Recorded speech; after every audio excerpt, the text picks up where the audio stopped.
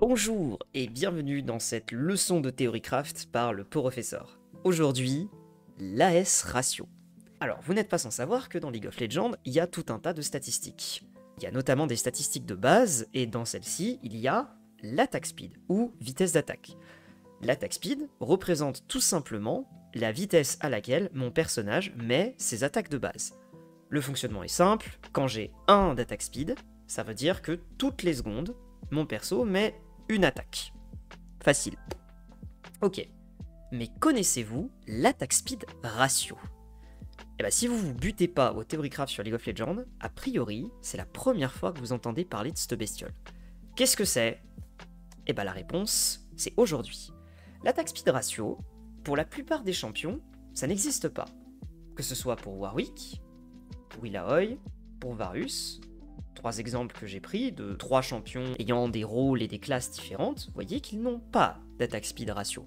Ce que ça signifie, c'est que si par exemple j'achète 50% d'attack speed, donc je suis censé augmenter ma vitesse d'attaque de 50%, je vais effectivement augmenter ma vitesse d'attaque de 50%.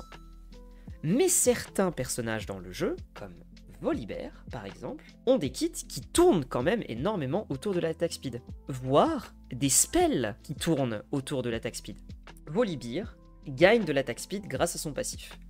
Et pour éviter que le personnage se transforme en machine à mettre des auto-attaques, c'est balance par l'attack speed ratio. C'est une petite valeur qui se rajoute dans le calcul de l'attack speed que vous gagnez.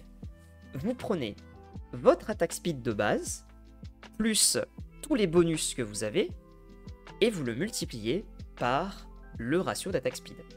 Pour le cas de Volibear, par exemple, imaginons que j'achète 100% d'attack speed, en réalité, Volibear ne gagnera que 70% d'attack speed, parce qu'il a un AS ratio de 0,7. Il y a certains champions pour lesquels ce balancing est extrêmement énervé. Yasuo, par exemple, possède un AS ratio de 0,67. Mais c'est pas le pire. Senna possède un attack speed ratio de 0,4. Autrement dit, pour 100% d'attack speed que vous allez acheter, si vous jouez Senna, vous ne bénéficierez que de 40% d'attack speed en réalité. Pourquoi je vous raconte tout ça? Eh bien aujourd'hui, c'est l'occasion de vous expliquer pourquoi est-ce que le blanc AD ne fonctionne plus, mais que Ahri AD, ça marche. Vous vous souvenez, à une époque, on voyait pleuvoir des Leblanc AD dans tous les sens. Ils ont nerfé son AD, ils ont nerfé tout un tas de trucs, et notamment son attack speed ratio. Et comme vous le constatez, le blanc possède le même AS ratio que Senna.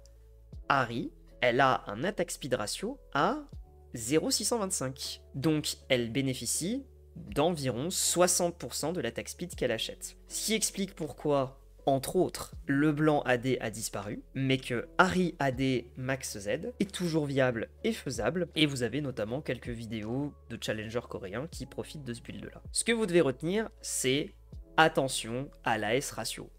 Notamment, sur la majorité des mages, en réalité, si vous avez le choix entre 9 d'AP ou 10% d'attack speed dans les runes, dans 90% des cas, les 9 d'AP seront plus intéressants parce que sur les 10% que vous prenez, vous en gagnerez en réalité que 0,6 ou 0,4 pour le blanc.